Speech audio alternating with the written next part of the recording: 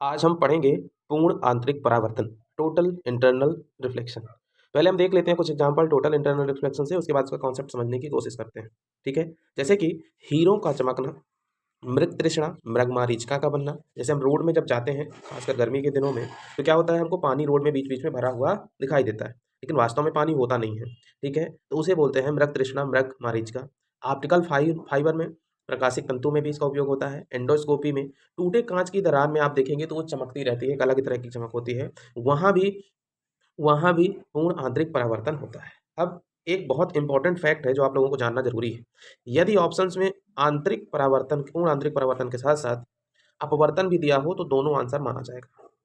ठीक है, क्योंकि देखिए पूर्ण आंतरिक परावर्तन जो है, एक प्रकार से हम देखेंगे तो उसी की घटना है, अपवर्तन का ही थोड़ी से अगला रूप। अगर अपवर्तन जहाँ नहीं पॉसिबल है वहाँ टोटल इंटरनल रिफ्लेक्शन पॉसिबल ही नहीं है। अभी जब हम पढ़ेंगे तब आप लोग समझेंगे। ठीक है, जैसे कि स्टार्ट करते हैं। देखिए दो डायग्राम यहाँ पे हैं। ठीक है, और इन दोनों के माध्यम से हम चीज़ों को समझने की कोशिश करते हैं। पूर्ण आंतरिक परावर्तन कब संभव है और कब संभव नहीं है। तो पूर्ण आंतरिक परावर्तन के लिए पहली शर्त ये है कि हमेशा सघन माध्यम से विरल माध्यम में जाना चाहिए।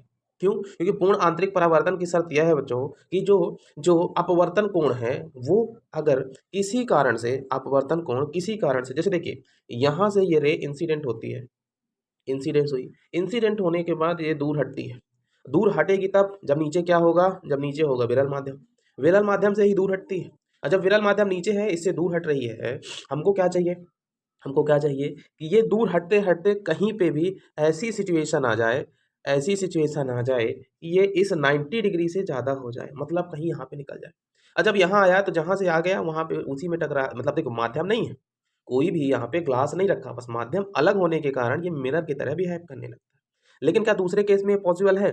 अगर विरल माध्यम से सघन माध्यम यानी कि डेंसर मीडियम में आएगी तो पॉसिबल ही नहीं है, क्योंकि ये क्या करेगा, अविलंब की ओर झुकेगी। जब अविलंब की ओर झुकेगी तो 90 डिग्री से ज़्यादा जाना पॉसिबल ही नहीं। इसीलिए पूर्ण आंतरिक परावर्तन की पहली सतह क्या है कि किरण को हमेशा कहाँ से, घने मीडियम से यानी कि डेंसर मीडियम से, सघन मीडियम से विरल मीडियम में जाना चाहिए। और आगे बढ़ते हैं। ठीक है, अब देखिए एक एग्जाम्पल से हम समझने की कोशिश करते हैं। पहला जो ऑब्जेक्टिव आपसे पूछा गया है कि निम्नलिखित में से किस दशा में पूर्ण आंतरिक परावर्तन हो सकता है। तो अगर आपसे ये पूछा जाता है कि किस दिशा में पूर्ण आंतरिक परावर्तन हो सकता है, तो पहला केस है प्रकाश हवा से पानी में। अब हवा से पानी में जाओगे तो विरल से घने में जाओगे, नहीं पॉसिबल है। प्रकाश पानी से कांच, पानी कम घना है कांच की तुलना में, इसमें भी नहीं हो सकता। कांच से हीरा, हीरा तो और ज्यादा घना है, हीरा तो और ज्यादा घना है। लेकिन आप देखेंगे कांच से पानी में, तो कांच घना है, पानी उससे कम घना है, इसीलिए यहाँ पे पॉसिबल हो जाएगा। So option D, D for Delhi for is your answer. ठीक है, अब देखिए एक पूछता है क्वेश्चन, क्रांतिक कोण क्या है। तो जब एक ऐसी कंडीशन होती है कि सपोज दैट ये आपतित किरण यहाँ पे आई, आपतित किरण होने के पश्चात आफ्टर सम टाइम हमने बोला है कि अगर माध्यम विरल हो तो ये दूर हटती है। अगर दूर हटते हटते 90 पे पहुंच जाए, क्यों? क्योंकि पूर्ण आंतरिक परावर्तन होने से पहले क्रांतिक कोण आएगा। जब क्रांतिक कोण आ जाएगा उसके बाद ही इस डायरेक्शन में मूव करेगी। इसलिए हमको सबसे पहले ध्यान देना है, अगर ऐसी सिचुएशन बनी कि आर की वैल्यू क्या हो जाए, 90 डिग्री, तो उस दशा में हम कोण आई को बोलेंगे क्रांतिक कोण। ध्यान रखना है, आपतन कोण को क्रांतिक कोण बोला जाता है, ना कि अपवर्तन कोण को। ठीक है, ना कि अपवर्तन को। चुके हैं। ठीक है, कि कोण का मान क्रांतिक कोण से भी अधिक हो, मतलब पहले तो 90 हो, जहां 90 हुआ तो हम आई को क्रांतिक कोण बोलेंगे। जहां 90 से ज्यादा हुआ तो आप देखेंगे कि रे जिस माध्यम से आ रही है उसी माध्यम में लौट जा रही है। जब उसी माध्यम में लौट जा रही है तो इसी को बोलते हैं पूर्ण आंतरिक परावर्तन। पूर्ण आंतरिक परावर्तन, माध्यम चेंज हो नहीं रहा, इस माध्यम से आई और इसी माध्यम में लौट गई, नीचे आ ही नहीं रही है, तो इसको क्या बोलेंगे, पूर्ण आंतरिक परावर्तन।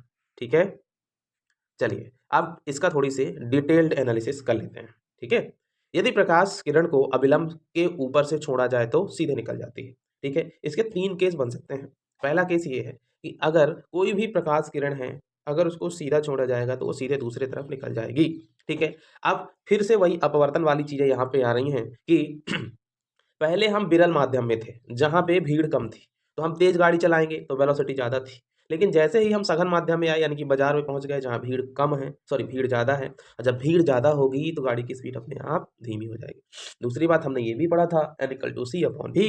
तो ये भी क्या है, भी क्या है, वेलोसिटी, एन क्या है, अपवर्तनांक। तो अपवर्तनांक जहाँ ज़्यादा होगा तो भी कम होगा, और जहाँ भी कम होगा वहाँ अपवर्तनांक ज़्यादा। ये अगर वेलोसिटी ज़्यादा है तो अपवर्तनांक अपने आप कम होगा, वेलोसिटी कम है तो अपवर्तनांक ज़्यादा। ठीक है, दूसरा केस क्या है,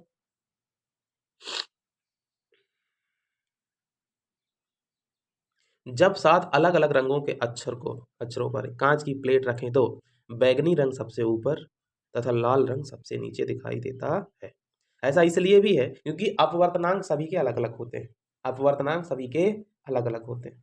जब अपवर्तनांक सबके अलग-अलग होते हैं, इसी वजह से वो ऊपर-नीचे दिखाई देते हैं। आज की क्लास हम यही समाप्त करते हैं। कल की क्लास में हम पढ़ेंगे scattering of light. Thank you.